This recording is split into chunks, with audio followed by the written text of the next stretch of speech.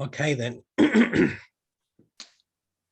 I don't want to say too much about the birch tree in its botanical lore. You can find that all out easy enough in books on trees. But birch is very interesting historically because it is acknowledged as one of the 3 pioneer trees. What they mean by that is the British Isles thousands of years ago was melting its final ice age, and the first trees that went into the British Isles from mainland Europe when the ice was melting are known as pioneer trees. They're the first ones, and the 3 pioneer trees are birch, pine, and juniper. You'll lose me perhaps for bear in mind it's quite temporary. Sorry. A little myth about that frozen stream business though. Is there a noise there? Can everyone hear me? Can you wave? Yeah. Can you hear a background noise? Yeah, I think it could be Ella unmuted. Okay. So the 3 pioneer trees, birch, pine, and juniper. Now the birch tree has very fine leaves and it has its catkins, and the catkins are, when they disintegrate, they're very, very crumbly. So very quickly, the birch leaves and the catkins are ideal for creating the first soil or forest floor that enables other trees to then put down their roots. So the pioneer trees go out first into the frozen landscape, allowing oak and holly and other trees to follow. Now that's quite interesting lore, considering that birch is the first tree in the Ogham that for whatever reasons it was acknowledged as the first one. Now as far as star lore is concerned, the birch tree corresponds completely with the sign of Capricorn. Capricorn means goat's horn. I'll come back to that in a minute. So the preceding tree was the yew tree, and the yew tree holds the winter solstice moment. And it has 9 days before the winter solstice, and then 9 days after the winter solstice, roughly. It's roughly 9 days, 18 days that each tree has. So the yew tree has the death of the old year, the stillness, and then the beginning of the new year. And in many ways, it's kind of like the 00:00 midnight moment of the year. So then with the Ogham, the first kind of 1 o'clock moment is the birch tree. And that's today. Today is the moment of the sun traveling from the days of yew into the days of birch. So the sun has just gone from midnight, as it were, to 1 o'clock. And the energy of that then is this kind of the beginnings of a rising energy. The yew tree has the descending and the stop, and then the beginning of the rising, and birch is completely rising energy. Its energy is just driving upwards, like the sap's coming back, the energy is going into the first shoots coming up kind of thing. But it's still Capricorn, and Capricorn is the winter constellation. Now, a little bit of star lore about horns of power, the symbolism of various gods and goddesses. So when you have a god, usually a god with goat's horns, it's Capricorn. Capricorn is the goat's horn. So the goat of Mendes or Amun in Egypt often had goat's horns, but also ram's horns. And the ram's horns are the spring equinox, because that's Aries. Aries, the ram, has the ram's horns. So there's a long tradition in mystery traditions of ram's horns representing the spring equinox and goat horns representing the winter solstice, because of Capricorn being the goat. Now, that all applies to kind of Mediterranean mythology, really, Greek and Roman and some Egyptian elements there. But when you get to the British Isles, you're drifting towards northern Celtic Europe, and the symbolism changes. The symbolism that the Celts used in Gaul and in the Gun Destruct Cauldron, which I think was found in Denmark or Sweden, can't remember. There's a recurring pattern with the horned god that there's a stag and a bull. Now, the stag and the bull are both horned creatures, and similar to goat's horns representing winter solstice and ram's horns representing spring equinox, for the Celts, the bull and the stag seem to represent the two halves of the year. So the bull is the summertime. It begins with Beltane, which is in the sign of Taurus, the bull, first day of summer, and the bull is the agricultural animal. It's the farming animal. It's the tractor of the old days. You used it to plow your fields and carry heavy loads and so on and so forth. And it was a domesticated animal. So it's part of the agricultural civilization. The stag, on the other hand, is a wild animal. It's not domesticated. It's a creature of the hunt. So the summer half of the year was farming and harvesting. The winter half of the year, there's no farming or harvesting. That's time for hunting. And the stag symbolizes that time of year. So simplistically then, for a Celtic perspective, you've got bull's horns for summertime, stag's antlers for the wintertime. And now that's depicted in Gaul. I'll put it on Facebook later, there's a altar piece of the god Cernunnos, and he's sitting there with his antlers, and on one side of him is the god Apollo, and on the other side of him is the god Mercury. It's a Romano-Celtic altarpiece, but down by his feet, there's the bull and the stag. So the key thing is this antlers, bull and stag. Now that's sort of 3rd century AD in Gaul. Now the Gun Destruct Cauldron, the famous Celtic cauldron that was found, which may not come from Denmark or Sweden, it might be Etruscan, it might be treasure hoard taken and stashed away. But it famously has the same imagery. It has Cernunnos with his antlers, and right next to him is the stag and the bull. So this winter-summer imagery is there.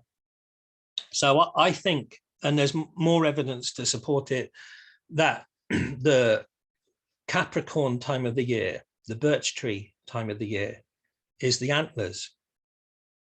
Okay, now that's important to think of, because the main deity that corresponds with the birch tree is the goddess Elen, and she's usually depicted with antlers. The trouble with this is this kind of perspective on Elen is very modern. There's nothing in the Welsh mythologies to say that she has antlers stuff, but since the late 1970s, various psychics and people that work with the land have been perceiving this antlered goddess. And sometimes she's just called the Green Woman. Sometimes she's very vague, like she that is with you. And then from the 1980s onwards, it was Elen, Elen, Elen, and it builds up and builds up. And there's tons of evidence now, especially by people like Caroline Wise, that have traced Elen in various name forms throughout Northern Europe, representing a deer antler goddess that goes back to very ancient times, pre-Bronze Age times, you know. So I'll talk about that in a little bit, but both Elen and the birch tree have interconnection, but it's not backed up by any medieval writings. It's pure insight of modern pagans working it out amongst themselves, really. Now, here's the thing, and there is a statue in the British Museum from Northern Gaul, Northern France, of a small figurine about this big, and it's a female goddess figure with antlers. So there is archaeological evidence for antlered goddesses in Celtic Europe. Just one figurine at the moment. But that's enough. That's enough to say the concept was there. Now, what would that be? Is that a goddess of the wintertime wearing the antlers of the winter symbol? Would there be a goddess in the summertime with bull's horns to represent that? I'll come back to that. Now, as far as proper science goes, there is only one type of deer in which the females have antlers, and that's the reindeer. So any female energy with antlers has to have reindeer as its origin. And that's very old stuff. You are talking about icy landscapes. Now, the interesting thing then is that the birch trees, being a pioneer tree, are the first trees to encroach on the winter landscape, virgin land, and their leaves and catkins falling down, creating the first beginnings of a forest floor. And the fungi that goes with the birch is the Amanita muscaria, the fly agaric mushroom. Now, the reindeer, bless them, eat those mushrooms. And as the trees go off into the icy landscape, the mushrooms grow and the reindeer start to follow and create the reindeer tracks. People call them trods, reindeer trods. But the theory is they're the first pathways through the virgin landscape that the hunter-gatherer people would then follow. So this antlered goddess or reindeer goddess following the mushrooms and the birch trees in modern paganism is Elen. You know, Elen is that. Now, I think Elen is just, this is my subjectivity. I think Elen is probably the main personification of the land, the sovereignty of the land, if you like, and that she is constant all year round. But throughout the season, she might change her costume. So she would wear antlers in the wintertime, sort of thing. And in the summertime, she's more of a May Queen with hawthorn blossom and that kind of thing, you know, the green woman just changing with the seasons.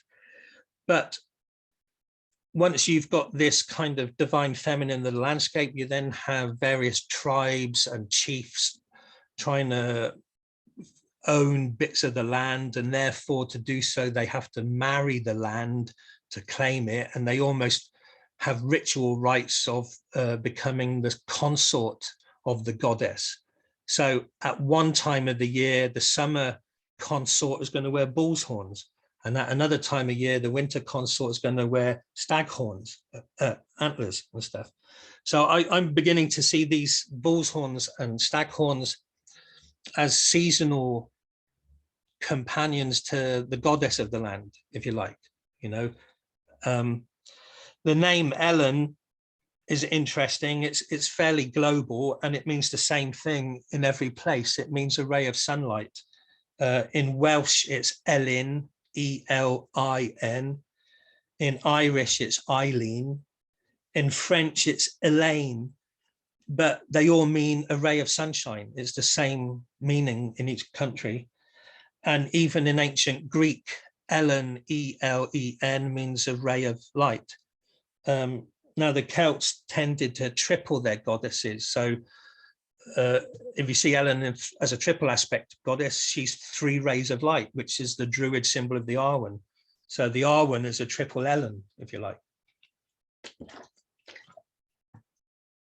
Now, where's the tree lore in any of that? Well, in the Mabinogion story of Max and Wledig, the dream of Max and Wledig, the Roman emperor dreams of this beautiful woman, goddess in a far-off land, and the story unfolds, and he finds his way to Wales and claims her as his empress and marries her and stuff.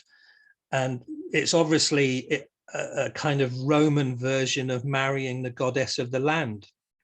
And as part of the marriage agreement, the Roman emperor has to build 3 cities or towns or castles for Elen, and they are Caerleon, Carmarthen and Carnarvon.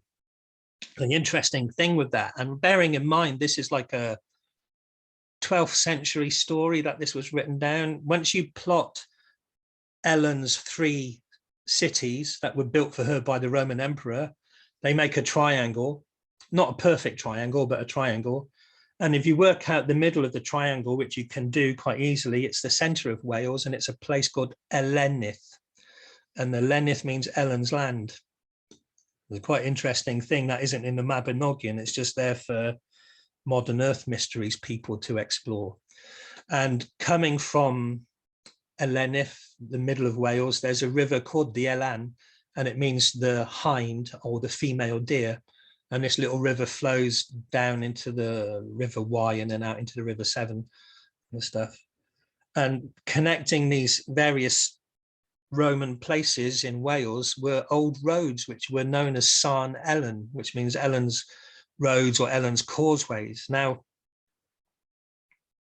in modern paganism, the concept of Elen having roads became Elen of the Ways, and that somehow she represents lines across the land, a bit like the reindeer following the birch trees. And a lot of people see those roads or ways in many different ways now. For instance, they see them as spirit paths, not just literal roads, or that they might even be ley lines, you know, the energy lines across the land are Ellen's ways as well, or the connections between people.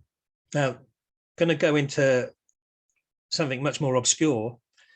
In the story of the dream of Max and Wledig, when he arrives in Wales, the Roman emperor, to find the woman of his desires, there's an old man carving chess pieces, or at least that's the modern translation. They're not chess pieces.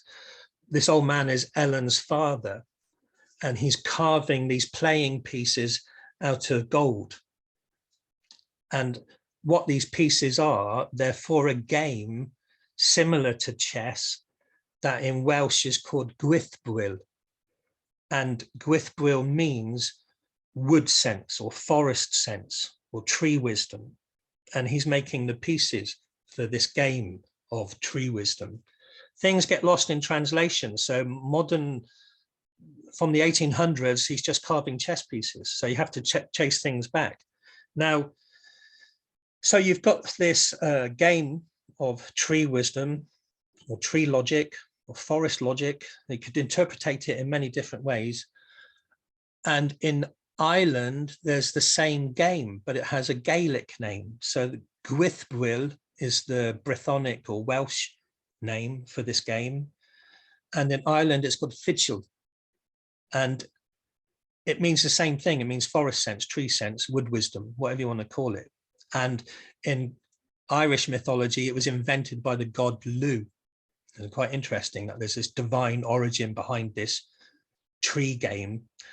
And that's in the Mabinogion too. Ellen's a goddess, so her father is some sort of older deity, and he's making these Gwyddbwyll pieces. Now, I'm working with a friend on the Owen Grove group, a chap called Elen. No one knows anymore how Gwyddbwyll was played. The rules have been lost. But it's very possible that you could use the 20 trees of the Owen as chess pieces to play this game, you know, and learn wood wisdom. I almost interpret it like a streetwise kid in a modern world is streetwise. You know, they understand the wheeling and dealing of living in the city and sort of stuff. So I often think that tree sense is like being forest wise. Can you survive in the forest night after night? Have you got the tree wisdom? You know, are you wood wise, sort of thing? Or it has deeper meanings, of course. But that then gives you this magical game of trees battling each other, which comes up in many other stories in the Mabinogion. There's a dream of Rhonabwy, has King Arthur and Sir Gawain playing the same game. and all sorts of paranormal things are happening as the game's being played. And this is a recurring thing in one of the Arthurian stories. I think it's a Percival finds his way into a castle and sees this chess set playing itself. The players are invisible, or the pieces are playing themselves. But it's a treasure that belongs to the Empress of the land. Now, the Empress of the land is Elen. As soon as the Roman Emperor sees her, he says Empress of Rome, because in those days, Britain had been claimed by the Roman Empire. So it was this British sovereignty goddess being claimed as the Empress of Rome. But in the Arthurian story, she's just the Empress. And her two most sacred treasures are this magical chessboard and a white hart, the stag, the white stag. And in some stories, the stag gets killed and it's a great catastrophe to her. And the land turns into a wasteland, and Arthur and his knights have to try and restore the land. It's an interesting thing that a chessboard does represent a landscape, if you like, you know, and you're moving pieces on it in a kind of wood logic, forest logic way. It's all a big mystery, but it's there with Elen because it's her father making this game that carries on into the King Arthur stories as this magical chessboard of the Empress and things. Now, in very obscure Welsh poetry credited to Taliesin, there is a famous poem called The Battle of the Trees, you know, and it's obscure. I'm not going to go into it here and now, but on its most simplistic level, it's a battle of tree spirits. You know, the god Gwyddbwyll is in it, and to win the game, he has to identify one of the other players, and the one he identifies is the god Bran. And he identifies the god Bran because of the older branches on his shield, you know. So you've got this battle of the trees, you've got this game of tree logic, and you've got the god of trees saying, you're the god Bran, I can tell by your older branches. That just blows your brain, this stuff, you know. But it's still, it's not tidy. You can't make a pile and say this is what it all means. I haven't got a clue what it means, and no one knows the rules of how to play that game anymore, you know. But these are things I'm going to talk about in the next Voices from the Grove journal that goes from Beltane to Beltane, because the next one is dedicated to the older tree and Bran. So I'm going to kind of speculate about the game Gwyddbwyll and the Battle of the Trees, you know. And it comes up again and again, even in the play by Shakespeare, Macbeth. There's a forest that moves to a certain hill. So it's an animated forest going to battle. It's even in Lord of the Rings, you know, the forest comes alive and goes to battle. That there's somehow the trees get animated and have this battle that somehow is very paranormal. Make of it what you will. Yes, so that's it. I'm going to stop recording and we're getting into the meditation bit. I'm just trying to figure out how to press stop recording. So you can turn your microphones on if you want to.